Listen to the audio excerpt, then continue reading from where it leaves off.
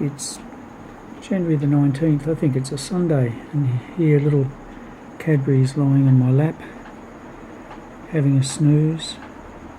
She thinks she owns this chair, and she thinks she owns this lounge. In fact, I think she thinks she owns this house.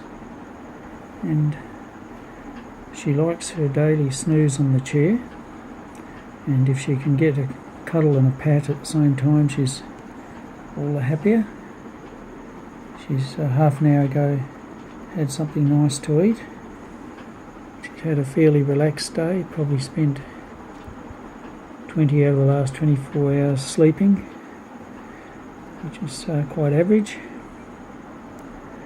And now she's watching a bit of TV with Nan and Pop Lippenmeyer, who have had this little beauty for 4 years in a couple of weeks' time.